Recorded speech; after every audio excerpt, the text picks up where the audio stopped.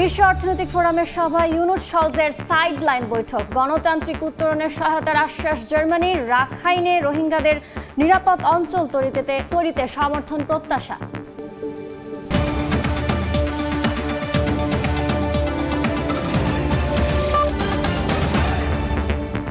আন্তর্জাতিক সময়ের সঙ্গে আছি আমি ইয়ানু শিফাত। অবৈধ অভিবাসীদের ধরতে দীর্ঘদিনের নীতি ভেঙে যুক্তরাষ্ট্রের শিক্ষা প্রতিষ্ঠান ও গির্জায় অভিযান চালাবে পুলিশ। শীঘ্রই এতে সম্মতি দেবেন প্রেসিডেন্ট ডোনাল্ড ট্রাম্প। এদিকে ইউক্রেন যুদ্ধ বন্ধে পুতিনকে ফোন করবেন ট্রাম্প। এতে রাজি না হলে মস্কোর ওপর নিষেধাজ্ঞার হুমকি দিয়েছেন তিনি। দীর্ঘদিন ধরে চলা মস্কো কিয়েভ সংঘাত শেষ করাই ট্রাম্প প্রশাসনের নীতি বলে বার্তা দিয়েছেন নতুন পররাষ্ট্রমন্ত্রী mark Rubio. Thank you. President পদের ক্ষমতা গ্রহণের পরই ডোনাল্ড ট্রাম্পের একের পর এক পদক্ষেপ দেখছে বিশ্ব। এবার অবৈধ অভিবাসীদের গ্রেফতারে যুক্তরাষ্ট্রের গির্জা ও স্কুলগুলোতে পুলিশি অভিযান চালাতে শিগগিরই সম্মতি দেওয়া হবে বলে জানিয়েছেন তিনি। এক বিবৃতিতে বিষয়টি নিশ্চিত করেছে যুক্তরাষ্ট্রের হোমল্যান্ড সিকিউরিটির ভারপ্রাপ্ত সচিব বেঞ্জামিন হাফম্যান। বলেন, গ্রেফতার এড়াতে অপরাধীরা কোনোভাবেই যুক্তরাষ্ট্রের শিক্ষা প্রতিষ্ঠান ও ধর্মীয় উপাসনালয়ে লুকাতে পারবেন না। বাইডেনের চেয়ে বর্তমান প্রেসিডেন্টের শাসনামল কিভাবে ভিন্ন হতে চলেছে তাই এখন দেখা যাবে। এর আগে 2011 সালে সংবেদনশীল এলাকা থেকে অভিবাসীদের গ্রেফতারে বিরত থাকার একটি নীতি নির্ধারণ করে অভিবাসন এবং শুল্ক বিভাগ। একই ধারা অব্যাহত রাখে বাইডেন প্রশাসনও। হোয়াইট হাউসে ট্রাম্পের দ্বিতীয় দিনে আলোচনায় ছিল রুশ ইউক্রেন যুদ্ধ বন্ধের প্রসঙ্গ। এ নিয়ে পুতিনকে ফোন করবেন ট্রাম্প। মঙ্গলবার বিবিসি টুডের এক অনুষ্ঠানে অংশ নিয়ে পেন্টাগনের ক্ষমতা হস্তান্তর দলের প্রধান রবার্ট উইলকি বলেন, পুতিন যদি যুদ্ধ বন্ধের আহ্বানে সাড়া না দেন তাহলে যুক্তরাষ্ট্র নিজেদের জ্বালানি শক্তি ব্যবহার করবে। যুক্তরাষ্ট্র তখন ইউরোপে তরলীকৃত প্রাকৃতিক গ্যাস সরবরাহ শুরু করবে। আর বৈশ্বিক তেলের বাজারে যুক্তরাষ্ট্রের উপস্থিতির কারণে তেলের দাম কমে যাবে, যা রাশিয়ার অর্থনীতিকে দেউলিয়া করে দেবে। এদিকে মঙ্গলবার নতুন পররাষ্ট্রমন্ত্রী হিসেবে দায়িত্ব গ্রহণের পর ওয়াশিংটনে কোয়াড সদস্যদের সঙ্গে সাক্ষাৎ করেন মার্ক রুবিও। মূলত ইন্দো প্যাসিফিক অঞ্চলে চীনা হুমকি মোকাবিলায় এদিন অস্ট্রেলিয়া, জাপান ও ভারতের প্রতিনিধির সঙ্গে দেখা করেন তিনি। মৌসুমী সাথী, সময় সংবাদ। যুক্তরাষ্ট্রে জন্ম নিলেও আর কোনো শিশুকে দেয়া হবে না জন্মসূত্রে দেশটির নাগরিকত্ব। দায়িত্ব নেওয়ার প্রথম দিনে এ নিয়ে নির্বাহী আদেশ সই করেছেন মার্কিন প্রেসিডেন্ট ডোনাল্ড ট্রাম্প। তবে আইনজ্ঞরা মনে করেন 150 বছর পুরনো সাংবিধানিক এই অধিকার কেবল নির্বাহী আদেশ দিয়ে বাতিল করা যাবে না, বরং এটি গড়াবে আদালত পর্যন্ত। যুক্তরাষ্ট্র থেকে লস্কর আল মামুনের রিপোর্ট। ক্ষমতা গ্রহণের প্রথম দিনেই মার্কিন প্রেসিডেন্ট ডোনাল্ড ট্রাম্পের একের পর এক নির্বাহী আদেশে ঝড় উঠেছে বিশ্বজুড়ে। সই করেন 78টি আদেশে, যার বেশিরভাগই বাতিল আর প্রত্যাহার সংক্রান্ত। এর মধ্যে জন্মসূত্রে মার্কিন নাগরিকত্ব একটি। এ নিয়ে দেখা দিয়েছে মিশ্র প্রতিক্রিয়া।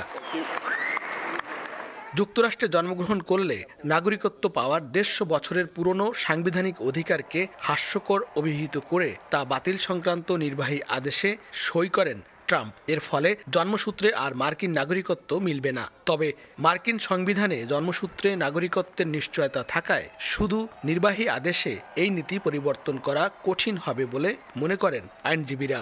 বাবা মায়ের নাগরিকত্ব যাই হোক না কেন, ছেলেমেয়েরা যদি মার্কিন যুক্তরাষ্ট্রে জন্মায় তারা অটোমেটিক্যালি ইউএস সিটিজেনশিপ পেত, কিন্তু প্রেসিডেন্ট ট্রাম্প সেটা বন্ধ করেছেন।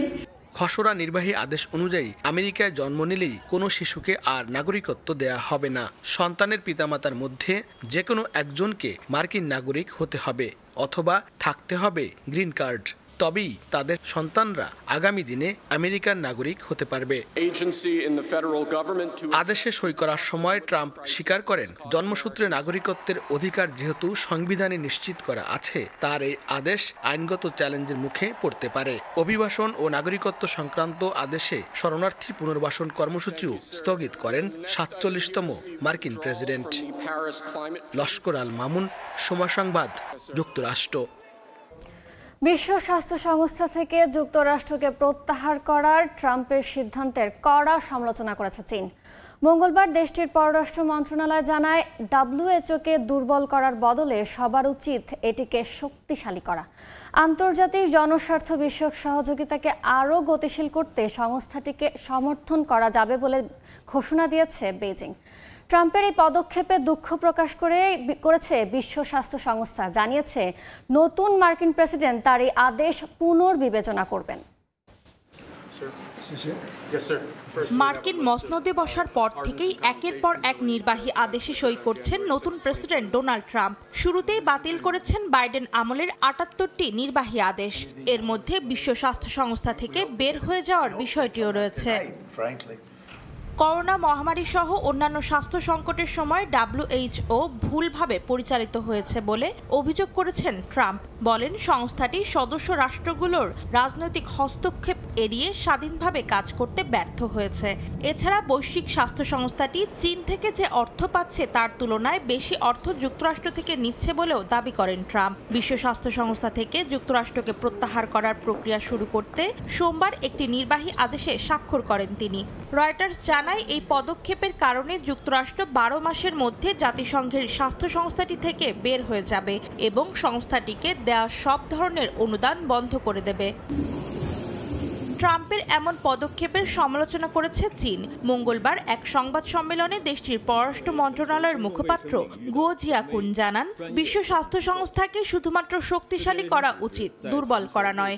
বলেন WHOর প্রতি দায়িত্ব পালনে চীন সংস্থাটির ওপর সমর্থন অব্যাহত রাখবে।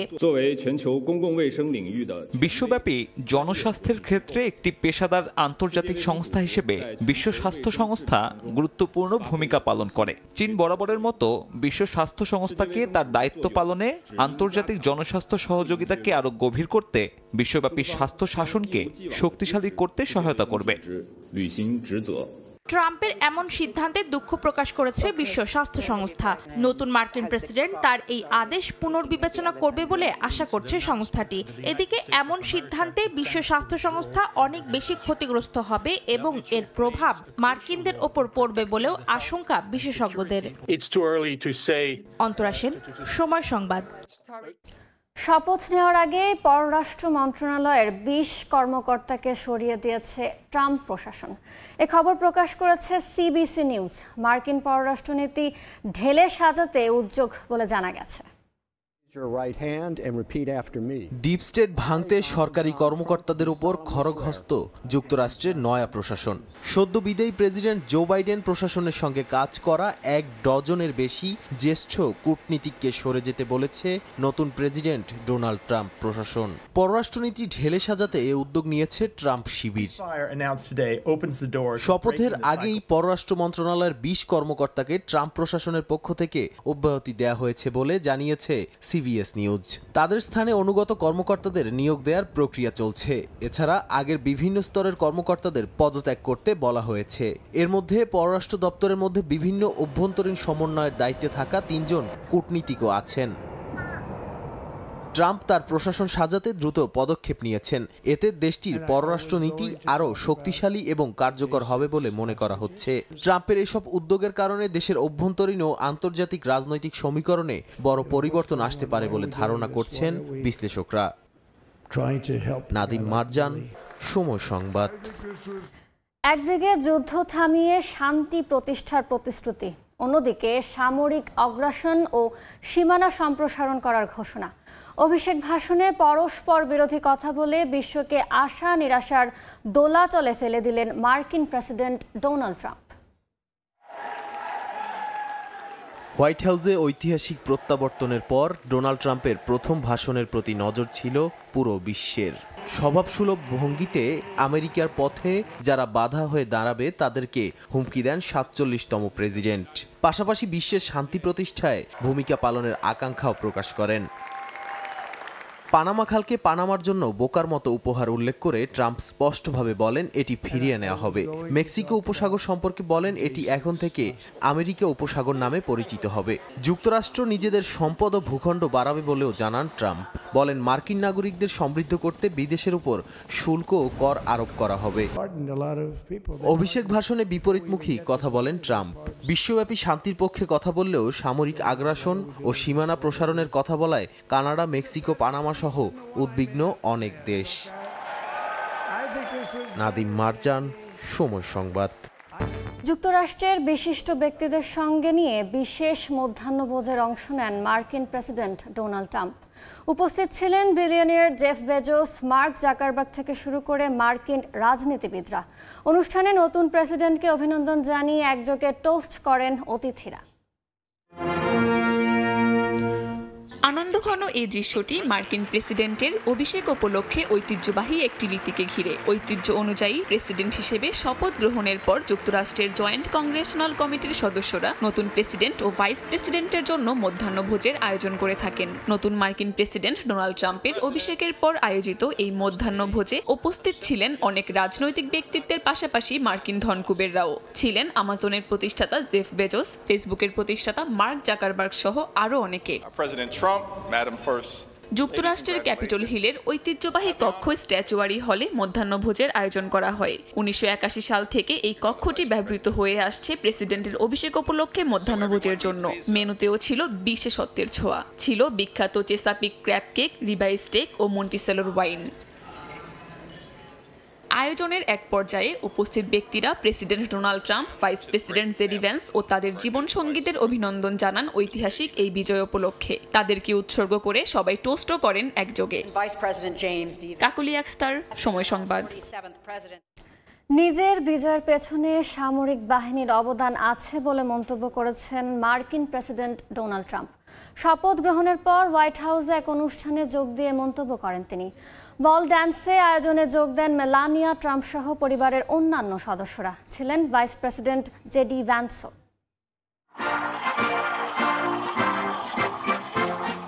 হাতে হাত রেখে মঞ্চে একসঙ্গে বল ড্যান্সে অংশ নেন যুক্তরাষ্ট্রের প্রেসিডেন্ট ডোনাল্ড ট্রাম্প ও ফার্স্ট লেডি মেলানিয়া ট্রাম্প।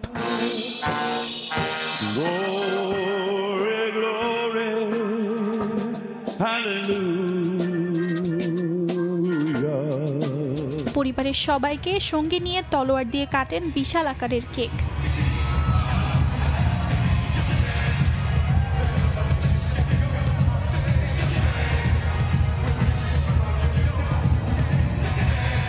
স্থানীয় সময় সোমবার সন্ধ্যায় সপরিবারে কমান্ডার ইন চিফ বল নামের অনুষ্ঠানে অংশগ্রহণ করেন ডোনাল্ড ট্রাম্প। এই আয়োজনটি ছিল তার অভিষেক অনুষ্ঠানের একটি অংশ।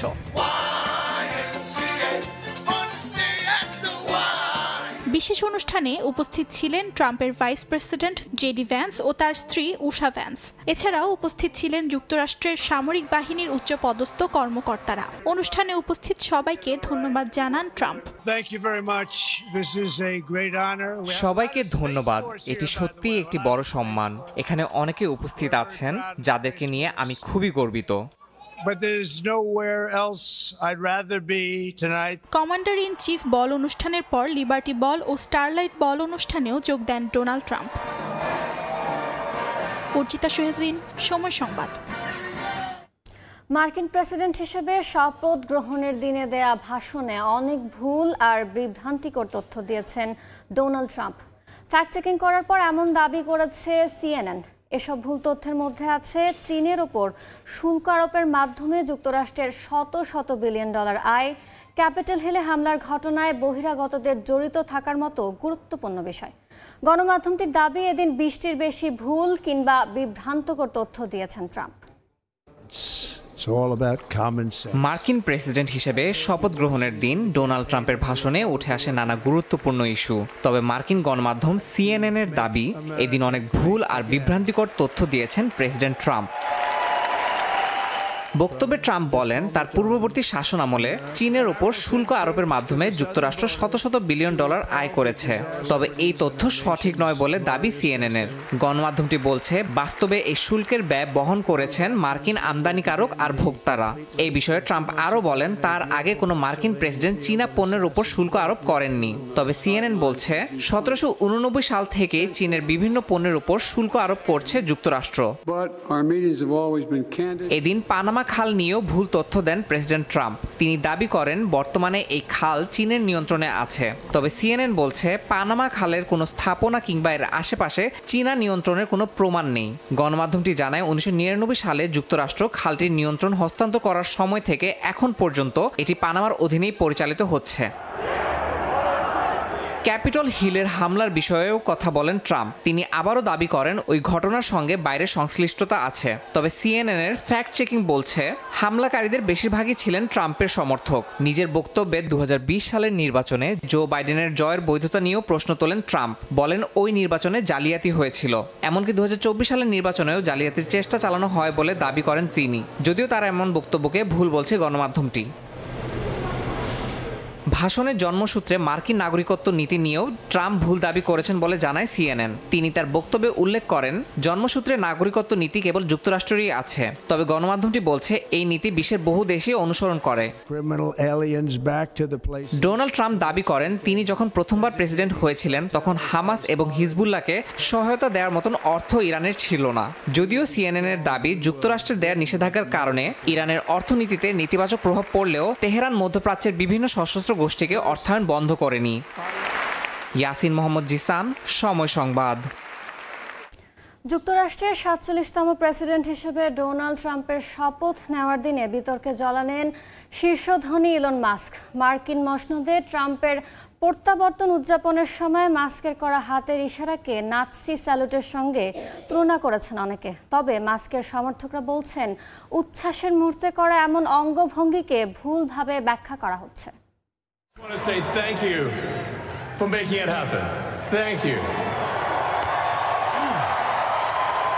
যুক্তরাষ্ট্রের 47তম প্রেসিডেন্ট নির্বাচনে ডোনাল্ড ট্রাম্পের শপথ নেওয়ার দিন এভাবেই নিজের উচ্ছ্বাস প্রকাশ করেন ইলন মাস্ক। তবে তার এমন উদযাপন ঘিরে শুরু হয়েছে বিতর্ক।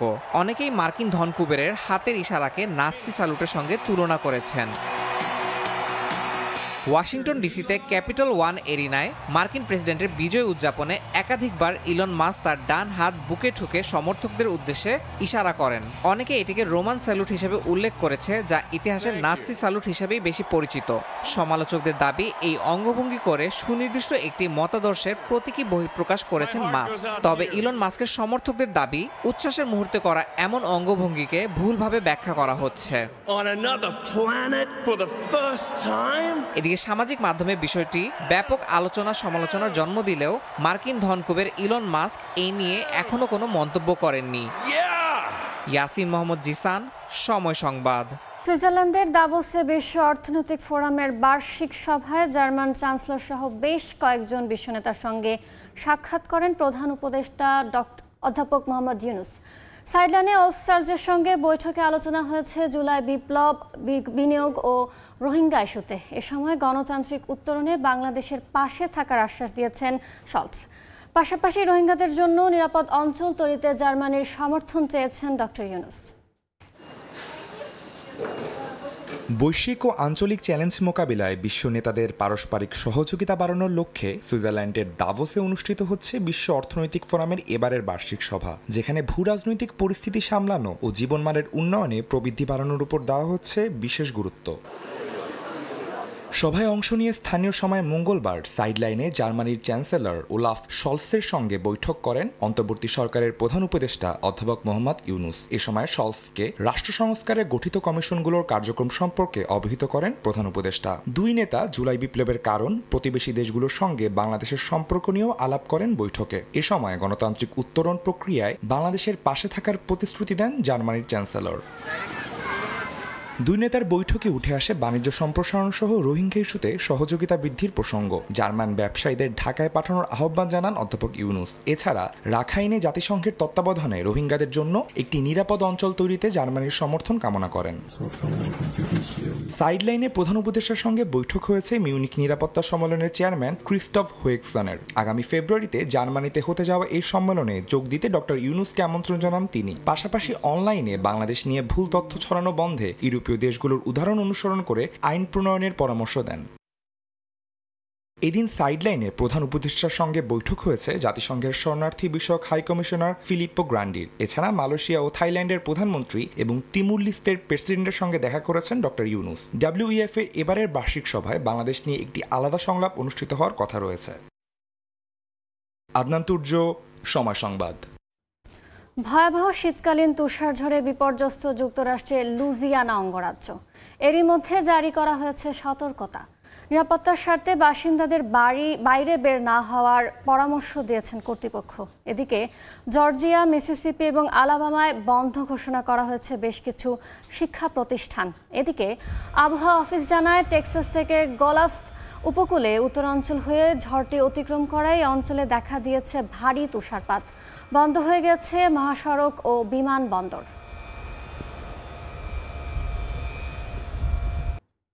বাংলাদেশের রেমিটেন্স পাঠানোয় আগের সব রেকর্ড ভেঙেছে ইতালি। 2024 সালে 1300 মিলিয়নের বেশি ইউরো পাঠিয়েছে দেশটিতে বসবাসরত প্রবাসী বাংলাদেশিরা।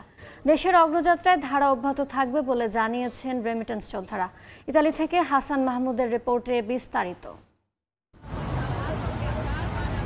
শেখ হাসিনার শাসন আমলে ইতালি থেকে বাংলাদেশে রেমিটেন্স না পাঠিয়ে প্রচন্ড চাপ তৈরি করেছিল দেশটিতে বসবাসরত প্রবাসী বাংলাদেশিরা। সরকার পরিবর্তনের সঙ্গে সঙ্গে দেশকে সমৃদ্ধ করতে বিপুল পরিমাণ রেমিটেন্স পাঠানো শুরু করেন প্রবাসীরা।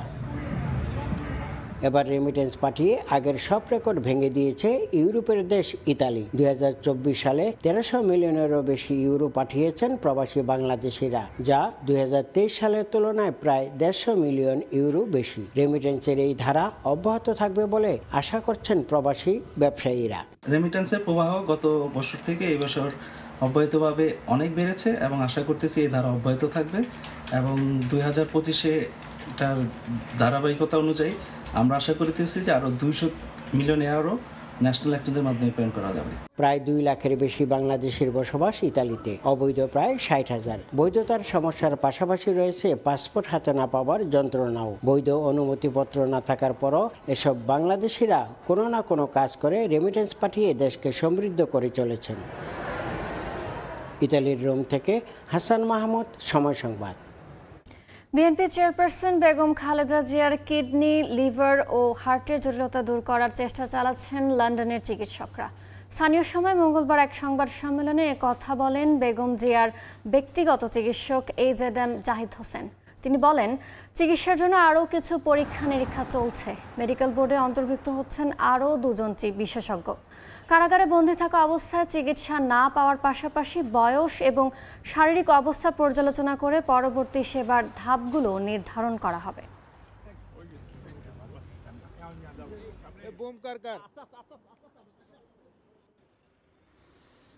প্রত্যেকটা অঙ্গ প্রত্যঙ্গের ব্যাপারেই আমরা অত্যন্ত সংবেদনশীল। বিশেষ করে ওনার কিডনি এবং লিভার আর হার্ট, এই 3টার জটিলতা একসাথে নিরসন করা, এটার জন্যই সবাই চেষ্টা করছে। সেটা হয়তো আগামী 2-3 দিন পরে, যখন আবার মেডিকেল বোর্ডের আরও কিছু এক্সটেন্ডেড মেম্বার আছেন, ওনারাও এই দেশের এবং দেশের বাইরের, ওনারাও আবার সেটার মধ্যে ওনাদের মতামত দিবেন। পরবর্তীতে সে অনুযায়ী ইনশাল্লাহ ওনার চিকিৎসা চলবে। তো ওনার সুচিকিৎসার জন্য আমরা দেশবাসীর কাছে আপনাদের মাধ্যমে দোয়া চাই ওনার সুস্থতার জন্য। চীনা নতুন বছর ঘিরে দেশটিতে শুরু হয়েছে নানা আয়োজন। বাজারে উঠেছে ঐতিহ্যবাহী নানা ধরনের পণ্য। বাজার ঘুরে দেখছেন আর কিনে নিচ্ছেন স্থানীয় ও পর্যটকরা। দোকানে সাজানো রয়েছে নানা ধরনের কেক। লাল রঙের এই কেকগুলোতে খোদাই করা রয়েছে ঐতিহ্যবাহী চীনা নকশা। এছাড়াও দোকানে সাজানো রয়েছে কার্ড, চাবির রিং সহ ভিন্নধর্মী সব পণ্য। রয়েছে ঘর সাজানোর জিনিসপত্র। রেস্তোরাঁয় দেখা মিলছে নানা ধরনের ঐতিহ্যবাহী সুস্বাদু চীনা খাবার। চীনের হিউনান প্রদেশে এসব নতুন পণ্য বাজারে আনা হয়েছে আসন্ন চীনা নববর্ষ উপলক্ষে। এবছর আমরা একটি মুস কেক চালু করেছি। কেকগুলোতে থাকবে 3 ধরনের ভিন্ন স্বাদ ও আকার। আরও থাকবে চীনা ঐতিহ্যবাহী নকশা। কেকের ভেতর এলোমেলো ভাবে আমরা 3টি চকলেট কয়েন রাখি। এই কেকটি তরুণদের কাছে বেশ জনপ্রিয়। কিছু কিছু চীনা ঐতিহ্যবাহী নকশা সম্বলিত কেকের ভেতর লুকানো থাকে চকলেটের কয়েন। কেকগুলো কেনার পর ভেতরে এই লুকানো কয়েনগুলো যে খুঁজে পায়, সে ঐতিহ্য অনুযায়ী একটি সমৃদ্ধশালী বছর কাটাবে বলে ধারণা করা হয়। এবছর 29 জানুয়ারি উদযাপিত হচ্ছে চীনা নববর্ষ, যাকে লুনার নিউ ইয়ার বা স্প্রিং ফেস্টিভ্যালও বলা হয়। চীন সহ বিশ্বের বিভিন্ন দেশে পালিত হয় উৎসবটি। অর্চিতা শেহজিন, সময় সংবাদ। আন্তর্জাতিক সময়ের শীর্ষ সংবাদগুলো জানিয়ে দিচ্ছে আরেকবার। অবৈধ অভিবাসীদের লুকানোর জায়গা রাখবেন না ট্রাম্প। স্কুল গির্জায় হবে অভিযান। WHO থেকে যুক্তরাষ্ট্রকে প্রত্যাহারের সিদ্ধান্তের সমালোচনা চীনের।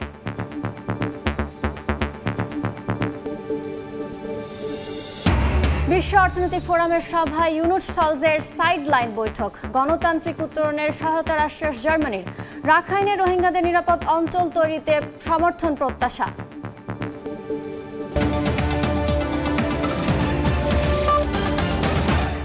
এ ছিল আন্তর্জাতিক সময়। সঙ্গে থাকুন সময়ের।